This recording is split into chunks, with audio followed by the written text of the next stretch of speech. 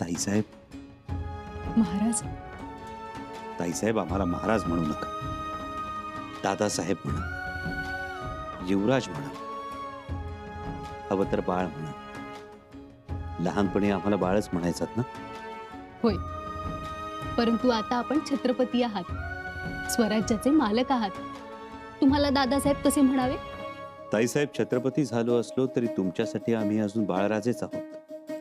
वय वाढलं, अनुभव आले की परस्परांमध्ये गैरसमज होतात. बालपणाचा आपलेपणा, मोठेपणी परकीपणा जगतो दादासाहेब. आम्हाला परकेपणा वाटत नाही. नसता वाटत तर तुम्ही आम्हाला खुलासा मागितला नसतात. चार चौघात सदरेवर आम्हाला सवाल विचारले नसते. ताईसाहेब, जे सदरेवर झालं ते गरजेचं होतं. सरदार महाडिक चोख आहे हे लोकांना समजणं महत्वाचं होतं. समजलं? हो, समजलं. आता आपण आबासाहेबांच्या जिरेटोपासमोर बसला आहात. काय म्हणतो आहे जिरेटोप? जिरेटोप म्हणतोय की सरदार महाडिक निर्दोष आहेत बाळराज.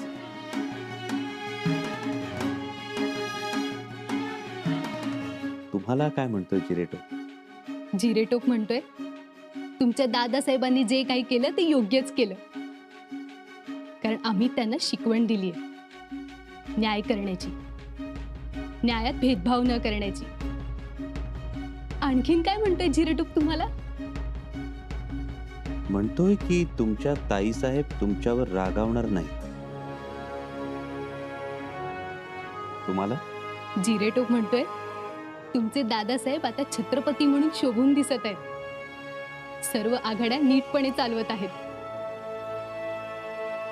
खरंच? जिरेटोप आमचं कौतुक करतो. होय तर जिरेटोप म्हणाला, औरंगजेबास हुंडा केला हेच कौतुक आम्हाला मोठं आहे. आता हुशारीने राहा.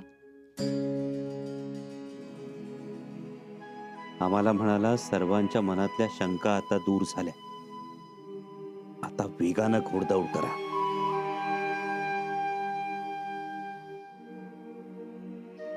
येसू, वहिनीसा,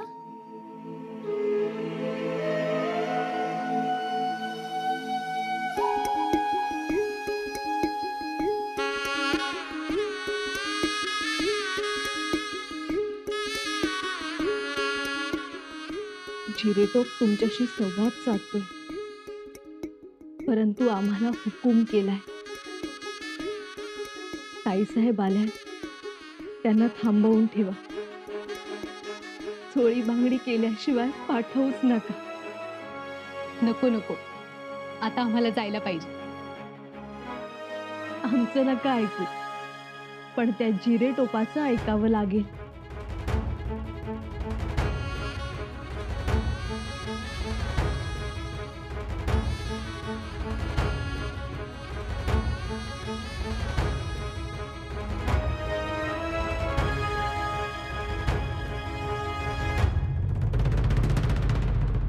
तलवार कुठे आहे आमची? ऐकलं का? अहो, तलवार कुठे आहे आमची? आमच्याकडे. या, लगोलग निघायचंय आम्हाला. कुठं निघालात? कसली घाई? निघालोय. ते ठीक आहे, पण तुमच्या मनानं निघाला आहात की कोणाच्या सांगण्या शिकवण्यावरून निघाला आहात? आम्ही आमच्या मनानच चाललोय. मग एवढा वेळ कान्होजी काकांबरोबर कसलं खलबत चाललं होतं?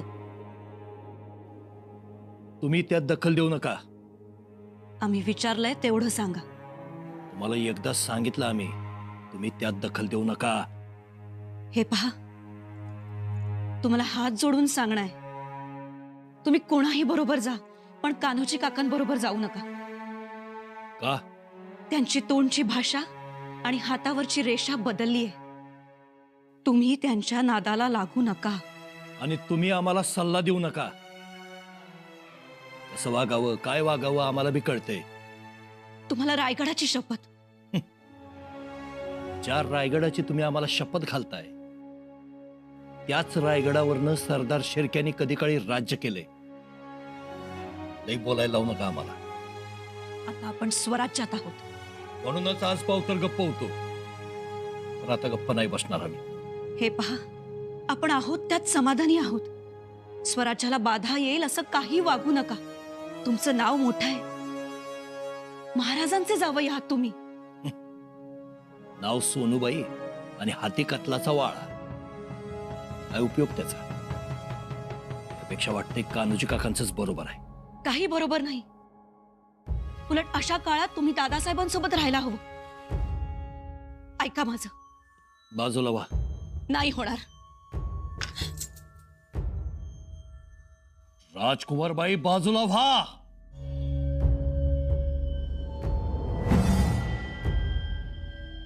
ही एक गोष्ट मनासारखी धड होत नाही. समद्यांची मना आम्हीच राखायची, समद्या गोष्टी आम्हीच पाळायच्या. गणोजीराव, अहो ते सगळं आता एका गोणीत भरायचं आणि संगमेश्वरच्या कुंडात नेऊन विसर्जन करून यायचं. हातपाय धुवायचे. समोर घोडा असेल, जिन बंद, रिकीबीत पाय घालायचा, टांग टाकायची आणि मग थोडक्यात चालीनं आरामात आरामात बादशाची छावणी गाठायची.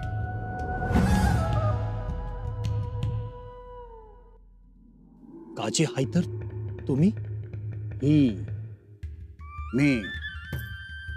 मी काझी हैदर.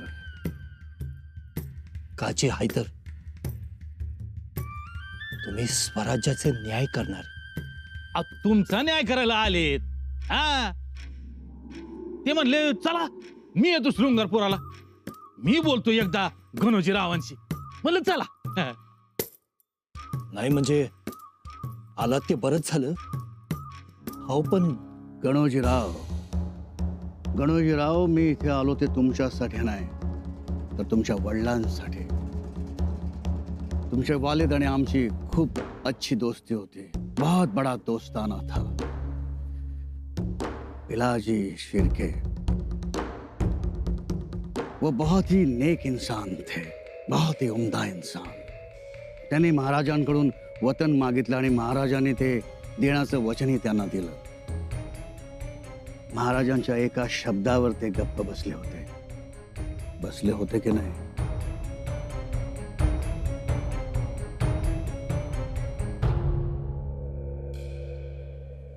हो. मग बापानं दिलेलं वचन त्यांच्या माघारी कोणी पाळायचं असतं? त्याच्या मुलानं. पाळला का? नाही ना. जिथं शब्दात खोट आहे, वचन पाळण्यामध्ये अफरातफर आहे. देतो म्हणायचं आणि द्यायचंच नाही, ही झाली फसवणूक. तुम्हाला सांगतो, हा बखेडा जर माझ्या समोर आला असता ना, तर मी न्याय शिर्केंच्याच पदरात टाकला असता. हे नक्की. न्याय करण्यामध्ये माझी पूर्ण हयात गेली आहे. पण काजी साहेब, मागायला गेलं आणि धुडकावून दिलं तर मग काय करायचं? बंड हा एकमेव रामबाण उपाय आहे. नाही पण इथं असला रामबाण उपाय चालणार नाही ना. हो, मग उठायचं आणि बादशाह सलामतांकडे जायचं. तिथं सगळ्या गोष्टींची खैरात आहे. मोहरा, सोनं नाणं, जमीन जुमला, वतन, जे पाहिजे ते आणि जे पाहिजे त्यांना. आणि त्यात आमचं हक्काचं वतन. और गणोजी शिर्के ये बहुत बड़ा नाम है, बहुत बड़ा. गणोजी, तुम्ही जर आता आलात तर तुमची बोट तुपात असतील, तुपात. देखो गणोजी, मेरी बात मानो. ये सुनहरा मौका है, सुनहरा. जास्त विचार करू नका. हीच योग्य वेळ आहे. अहो, ऐकलत का? तुम्ही काजी साहेब, चला ते भेटायला जायचं होतं. जल्दी चलो. ह्या डब्यामध्ये बोटवी आहेत, शेवया. आमच्या भवानी बाळाला खूप आवडतात. आजीच्या हातच्या शेवया बघून खुश होतील भवानीबाई. हो ना. मातोश्री, हरजी दादासाहेब आणि शंकराजी सुद्धा खुश होतील. हो, ते खुशीत आनंदात राहिले म्हणजे आम्हाला मिळालं सगळं. हो ना. आपसात चव असेल बोलण्या चालण्यात तर सगळ्या गोष्टींना चव येते. जेवणही रुचकर होतं. परंतु खरा रुचकरपणा आणला तो अंबिकाताई साहेबांनी. एवढं पोरबाळ, एवढा मोठा बारदाणा सोडून आल्या. आपल्या धन्याची बाजू मांडली ते एक बरंच झालं. खरंच, नाहीतर तो सल मनात कायमचा राहिला असता. शंभूराजेंच्या मनात अडी कायमची राहिली असती. परंतु मातोश्री, आम्हाला थोडं वाईट वाटलं. अंबिकाताई साहेबांना राजसदरेवर आरोपी म्हणून उभं राहावं लागलं. झळाळून निघायचं असेल तर आगीला सामोरं जावंच लागतं. आणि स्वराज्यात कुठेही दुजाभाव नाही. जे घडलं ते एका अर्थी बरंच झालं. आता महाराजांच्या, अष्टप्रधानांच्या मनात कोणतीही शंका राहणार नाही. हो, आणि कळ कुठून फिरते हेही ध्यानात आलं. बघा ना, हे केसोत्रीमल हरजी दादासाहेबांबरोबर कशाला उभा दावा मांडलाय त्यांनी. पण आता पडले तोंडघशी. आपली नाती अशीच आनंदात राहो ही जगदीश्वराचरणी प्रार्थना. जगदीश्वरा,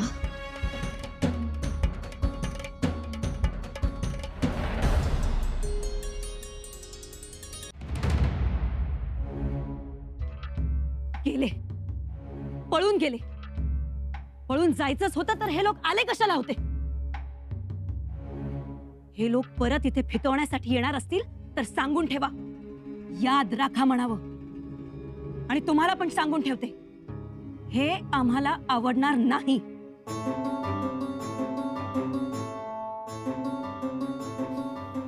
तुमच्या आवडीनिवडी ठेवा तुमच्या जवळ.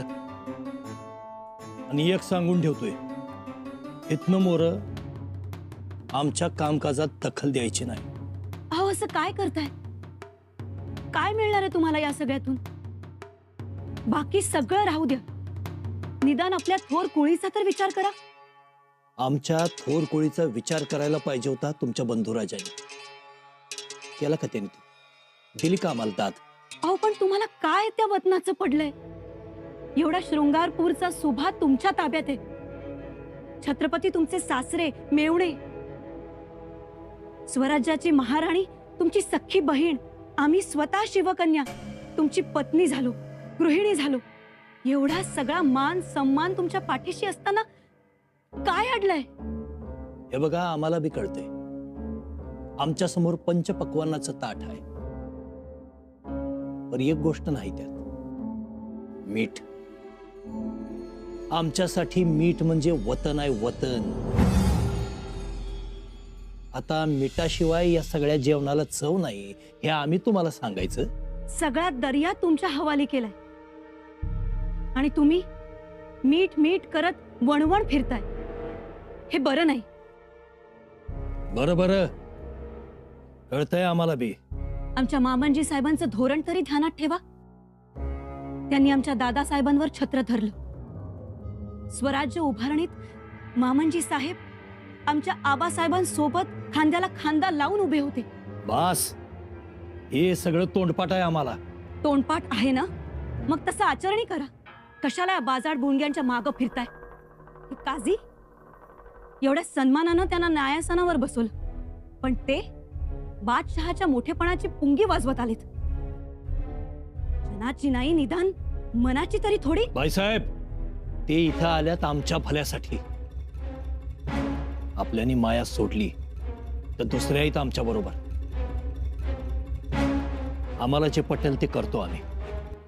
बाजूला व्हा तुम्ही. ऐका, एवढा आताताईपणा बरा नाही. यापुढे एक शब्द बी बोलू नका. एकच ध्यानात ठेवा, जे हाय ते हाय, जे नाही ते नाही.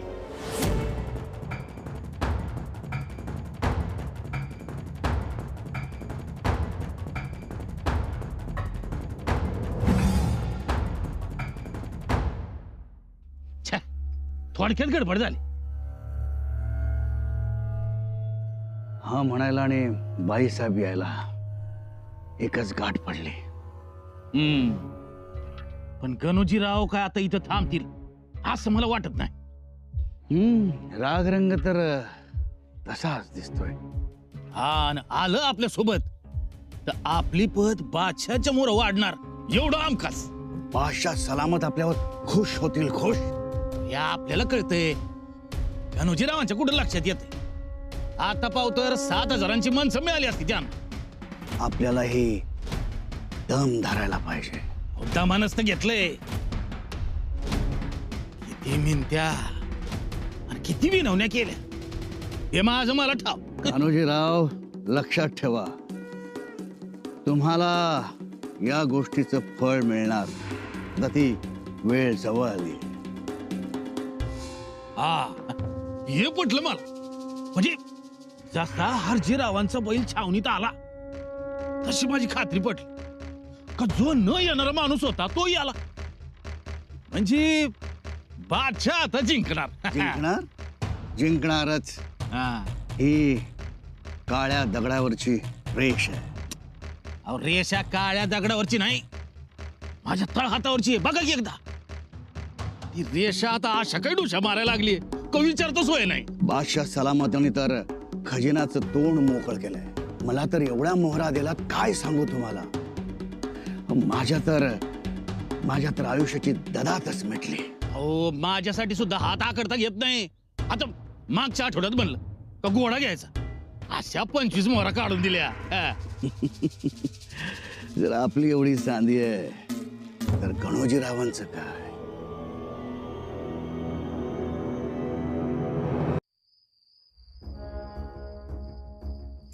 अगं बाई, तुम्ही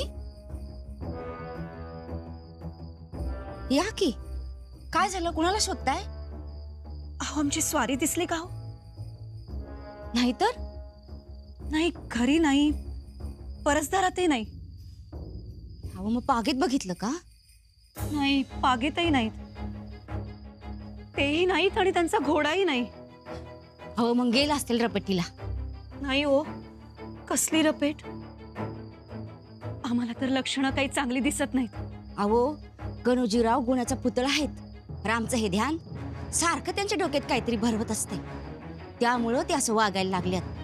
हो ना हो, आता तर काजी हैदर आणि स्वतः कान्होजी काका आले होते. अगो बाई, मग काय, पण आम्ही पळवून लावलं त्यांना.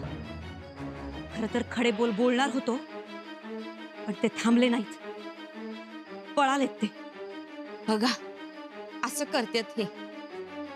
आता तर सौता बिघडलेच, पण आमच्या गणोजीरावासनी बी बिघड व्हायचं चाललंय. ते नकोय आम्हाला.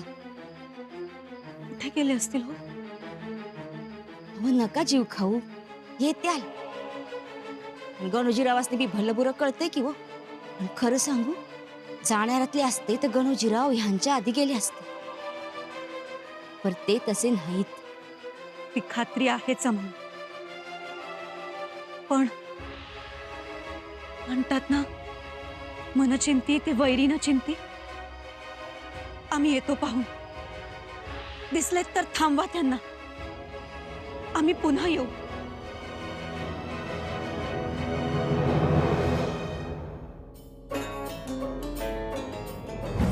विषय फितुरीबद्दलचा आहे. मी फितूर वाटलो का काय तुम्हाला?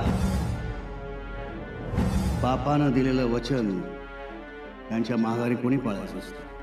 त्याच्या मुलानं बादशाह सलामतांकडे जायचं. तिथं सगळ्या गोष्टींची खैरात आहे.